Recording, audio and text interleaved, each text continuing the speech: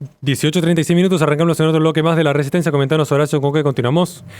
En primer lugar, continuamos agradeciendo a la gente que nos apoya a seguir en el aire. Hoy particularmente quiero saludar a Alejandro Bonfante, a Leticia, a mi gran amigo Naún Martínez y a mi hermano del alma, Omar Álvarez. Hoy tenía pensado compartir con ustedes un informe respecto a las 7 razones por las cuales Joe Biden posiblemente haya sido la peor presidencia de Estados Unidos, o al menos estar cerca entre las 10 peores presidencias. En primer lugar, vamos a observar que deja el mundo como un lugar inseguro y desprotegido a causa de su torpeza política. Pocos dirían que el mundo parece ser un lugar más pacífico y ordenado que cuando comenzó la presidencia de Biden, más cuando teníamos el antecedente de que Trump no había incursionado en ninguna guerra. Y sin embargo, independientemente de la medida que se le atribuya por la culpa de las guerras en Ucrania o en Oriente Medio, es evidente que Biden es responsable de la desastrosa retirada de Afganistán, lo que permitió que el régimen talibán esté en el poder, asediando nuevamente a los cristianos. También podemos observar en otro punto vinculado a esto, es que el índice de aprobación de Biden, luego de su retirada tan nefasta de Afganistán, según las encuestas de Gallup, siempre fue hasta ese momento cerca del 50%, pero después de aquel agosto descendió a cerca de un 40%. Esto demostrando que efectivamente ningún estadounidense, y diría que occidental en términos generales, le perdona una retirada tan desastrosa. En segundo lugar, vamos a tener en cuenta que presidió la peor inflación en 4 décadas y aumentó la deuda nacional. En el último siglo, Jimmy Carter es el único presidente que enfrentó una inflación peor que la de Biden durante sus primeros 3 años en el cargo. Según las últimas cifras de la Oficina de Estadísticas Laborales, cuando Biden asumió el cargo, $100 valían ahora solo $82,88. Y en relación con esto, la deuda de las tarjetas de crédito de los estadounidenses aumentó un 51% del gobierno de Biden, hasta alcanzar incluso los 1.16 billones de dólares, la cifra más alta registrada en deuda. Es más, el gobierno federal acumuló más gastos deficitarios durante solo la primera mitad de la presidencia del demócrata que durante los 4 años de la Segunda Guerra Mundial. Estos son solamente para poner algunos números que dejan en claro lo que fue el colapso económico que dirigió tan nefasto personaje. Tercer lugar, impulsó agresivamente lo que es la agenda de inclusión y equidad que dividió enormemente a los estadounidenses. En su primer día en el cargo, Biden emitió una orden ejecutiva sobre la equidad, afirmando que Estados Unidos es una tierra de racismo insoportable y sistémico. Por eso Biden lanzó, y cito nuevamente, una ambiciosa agenda de equidad en todo el gobierno. Y esta agenda radical influyó en toda la presidencia de Biden, desde su negativa a aplicar leyes federales de inmigración hasta su rechazo del ideal daltónico en favor de la conciencia racial y el favoritismo.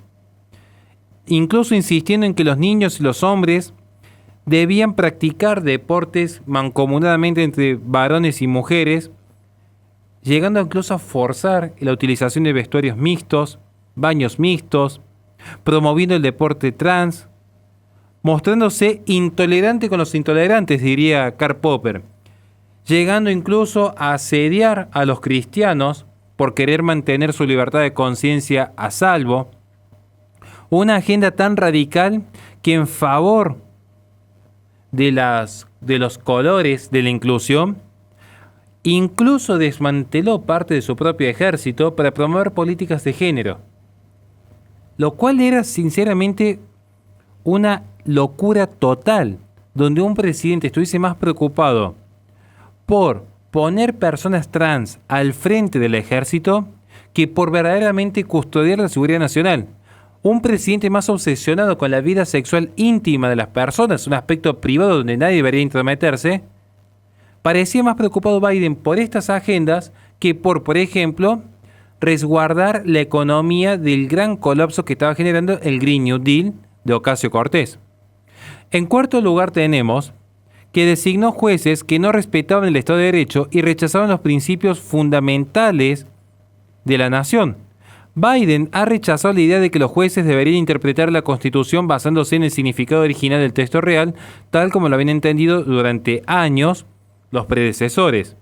Biden básicamente lo que quería era que los jueces interpretasen la Constitución como sea necesario para los intereses del Partido Demócrata, aun cuando esto implicase ir en contra de la justicia.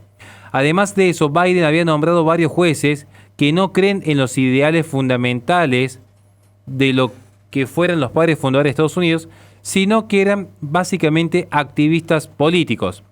Tal vez la frase que podría sostener esto, resumir esta noticia, sería: sostenemos como evidentes estas verdades, que todos los hombres son creados iguales, que son dotados por su creador de ciertos derechos inalienables, que entre estos están la vida, la libertad y la búsqueda de la felicidad.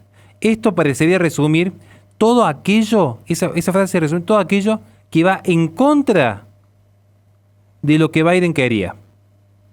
Esa frase resume todo lo que está en contra, y resume la noticia, todo lo que está en contra de lo que Biden proponía. Luego tenemos en quinto lugar que probablemente Biden supera a todos los presidentes anteriores en cuanto al abuso del poder del indulto. Después de haber asegurado a los votantes en repetidas ocasiones que no perdonaría a su hijo disoluto, el presidente Biden hizo exactamente todo lo contrario. Un nepotismo desenfrenado, egoísta, la verdad que no se me ocurre otra palabra que no sea irrespetuosa, diríamos autoritario, no quiero ser maleducado aquí en el bloque, donde perdonó a su hijo, que no solamente estaba imputado por acuerdos brutales con el régimen comunista chino, sino que estaba involucrado en posesión de armas, sustancias ilegales y contactos con menores, y grabados públicamente, o sea, videos que se hicieron públicos, era información pública, públicamente se supo esto, porque los medios demócratas quisieron tapar las noticias. Pero además en las últimas horas indultó a 5 familiares por crímenes que habrían cometido el año 2014 y le dio un indulto preventivo, algo insólito en la historia, un indulto preventivo a Fauci, lo cual demuestra el cinismo que maneja este personaje. Tenemos también, ya en sexto lugar, y próximo a terminar, que usurpó repetidamente los poderes legislativos emitiendo mandatos unilaterales. Los tribunales federales tuvieron que reprender sistemáticamente a Biden por emitir mandatos monárquicos que usurpaban el poder legislativo. Monárquicos en los términos liberales. Todos saben que qué lejos que está Biden de representar esa monarquía católica que en antaño llevase a ser Occidente potencia en el mundo. Pero bueno, vamos a dejarlo así para que la gente nos entienda. Esos mandatos tiránicos, recordemos que entre los ejemplos se incluye, quiero ser cuidadoso con lo que digo aquí, mandatos sobre el acto de amor que las personas debían poner en sus hombros, el uso de mascarillas, todo eso a expensas de trabajadores privados, intervención directa, biopoder en su plenitud sobre la sociedad civil, un edicto sobre el transporte que obligaba a los estadounidenses a llevar mascarillas en aviones, trenes, autobuses.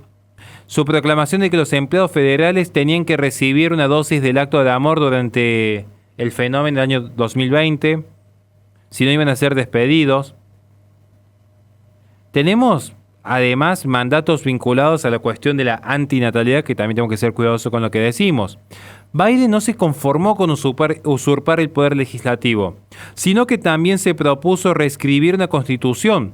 En el último día laborable federal oficial de su presidencia, Biden declaró que la enmienda de igualdad de derechos, una enmienda propuesta cuyo plazo de ratificación expiró hace más de 40 años, de alguna manera ahora es la ley del país y se ha convertido en parte de la Constitución según su propio decreto.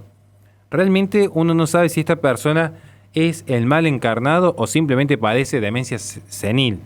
Y por último, en séptimo lugar, Biden ignoró la responsabilidad fundamental del Poder Ejecutivo en su negativa sin precedentes a aplicar las leyes de inmigración. La falta de respeto de Biden por la ley nunca fue más evidente que su negativa sin precedente a aplicar lo que era una ley federal de inmigración. Antes de Biden, los inmigrantes ilegales generalmente tenían que evadir las autoridades para entrar a Estados Unidos. Bajo Biden simplemente tenían que entregarse en la frontera y decir la palabra mágica asilo, para que luego de eso el gobierno los recibiese con los brazos abiertos, independientemente que fuesen personas que iban a trabajar o que fuesen células que promovían el socialismo latinoamericano para querer utilizar las plataformas de Estados Unidos, llevando información, llevando incluso dinero hacia regímenes insostenibles del sur. Esto generó una crisis fronteriza, realmente una crisis fronteriza que dividió muchísimo a los norteamericanos, y esto fue también uno de los puntos más débiles que tuvo la gestión de Biden.